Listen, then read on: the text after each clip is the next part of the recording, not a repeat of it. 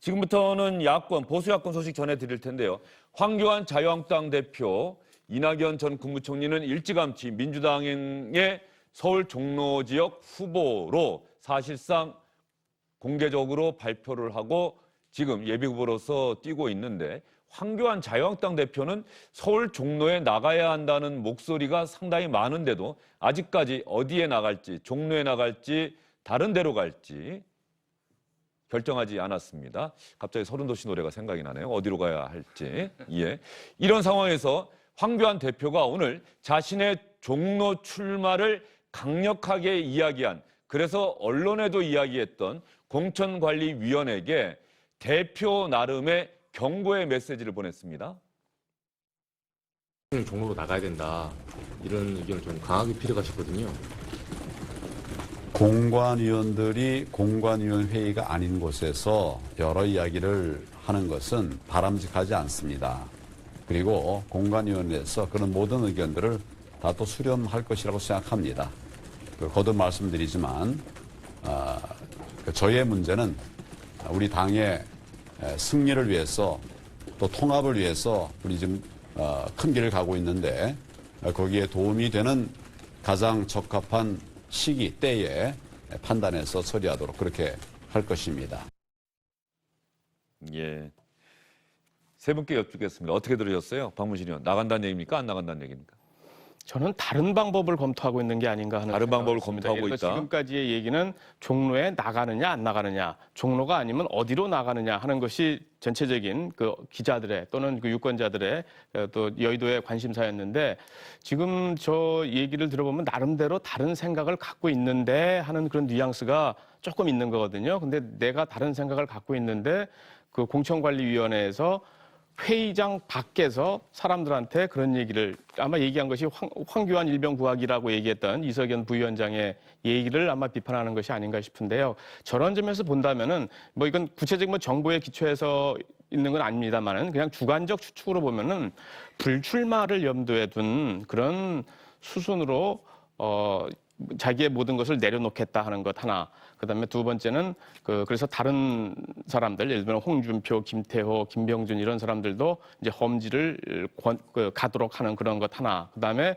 지금 역할이라는 것은 그래서 어떤 종로라고 하는 하나의 선거구에서의 승리를 얘기하는 것이 아니라 보수 통합, 그리고 전반적인 총선에서의 지형적인 승리, 이거를 얘기하는 것, 이것이 아마 황교안 대표가 생각하고 있는 지점이 아닌가 하는 생각이 개인적으로 들었습니다. 예.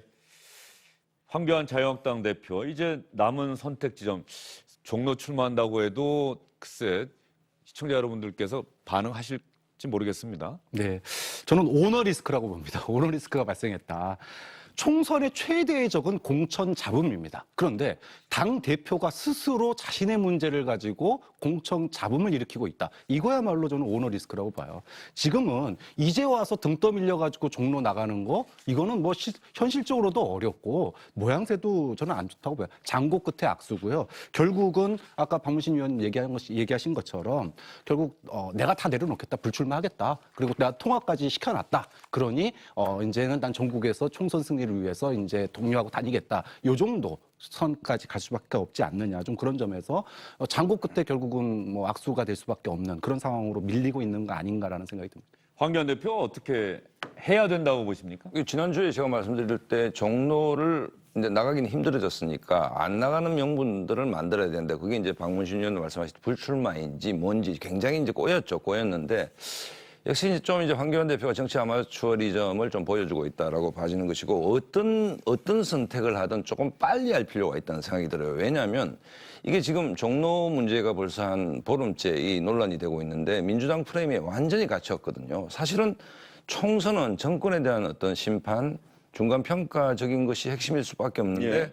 황교안 대표가 종로를 가나 안 가나를 가지고 거의 한 보름 정도 이 이슈에 거의 메모리 됐고, 또 하나는 본인 자체의 이미지에 좀 작지 않은 타격이 온 것도 사실입니다. 그렇기 때문에 뭐 지금 비례를 갈 수도 있는 상황도 아니고, 그렇다고 해서 본인이 험지로 가겠다 했는데 뭐 종로의 험지가 또 어디 있는지도 의구심이 있는 것이고, 그래서 어찌됐든 황교안 대표도 억울한 면이 있겠지만 뭐 어디로 가든 불출마를 하든 어떤 정치적 선택이든 좀 담대하면서 신속하게 좀 해서 이 프레임에서 좀 빠져나올 필요가 있다고 저는 봅니다. 예, 알겠습니다. 황교안 대표가 결정을 미루면서 당 안팎에서 황교안 대표의 이 결정을 미루는 것이 지금의 자유한국당 보수 야권에 별로 도움이 되지 않는다는 그런 비판의 목소리도 점점 커지고 있는 것 같습니다. 관련해서 자유한국당의 자매정당이라고 해야 되나요? 형제정당이라고 해야 되나요?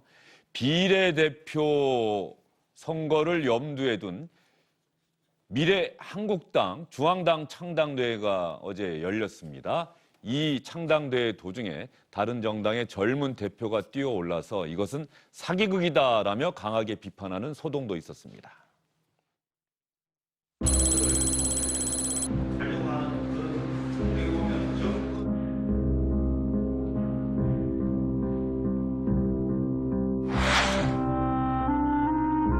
(21대) 총선에 불출마를 선언합니다.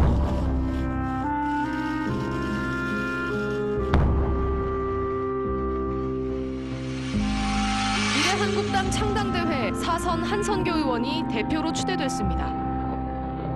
저희 미래한국당은 비례대표 전문으로서 모든 대한민국의 자유민주주의를 사랑하고 수호하기 위한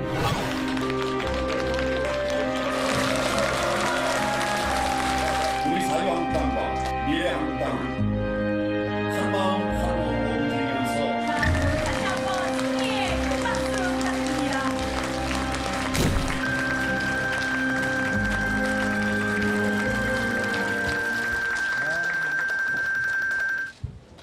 초대해 주셔서 감사합니다. 청년정당 미래당 대표 오태양입니다.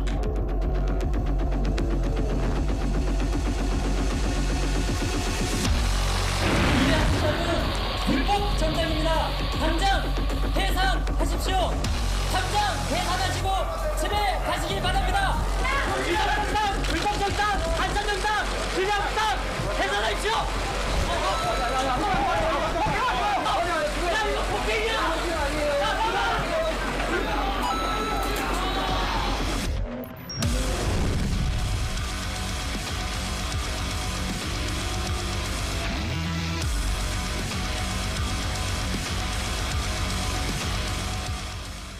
예, 영상을 정말 주영길의 뉴스브리핑 팀에서 잘 만들었는데요. 시간이 좀 넘어갔습니다. 세 분이 간략하게 지금 미래한국당 오늘 오후 3시에 선관위가 결정을 하는 겁니까? 저걸 받아줄지 말아줄지? 그렇습니다. 이제 그걸 하는데요. 지금 지난번에 이제 그 비례한국당으로 했을 때 선관위가 이제 불허 결정을 네. 했었죠. 그때의 이유라는 것은 그 유사 명칭, 서로 비슷한 이름의 경우에는 등록된 정당의 명칭과 뚜렷이 구별되지 않으면은 허가를 해줄 수 없다. 이런 이유에서 된 거기 때문에 지금 같은 경우는 이제 이름이 다르고 그리고 창당 조건이라는 게 중앙당과 그다음에 시도 당 5개 이상 이렇게 하면 되기 때문에 요거 자체를 불허하기는 조금 불허할 가능성이 그렇게 높아 보이지는 않아 보인다. 이렇게 보면 될 것 같습니다. 예, 선관위가 불허하기는 쉽지 않을 것이다. 그러면 이번 4월 총선에서 국민들은 유권자들은 아마도 지금 자유한국당이 불출마 선언하고 그런 의원들 대거 미래한국당으로 보내서 원내 3번째, 그래서 기호가 3번 이걸 노리는 것 같은데 그 정의당이나 이런 데는 상당히 신경이 쓰일 수밖에 없을 거예요. 네, 저는 한국당이 지금 미래한국당이죠. 타임머신당 같아요. 역사의 시계를 뒤로 돌리고 있다. 선거법 개혁이나 박근혜 탄핵이라고 하는 국민들의 판단을 지금 이제 한성교 전 의원이 이제 지금 대표 아닙니까?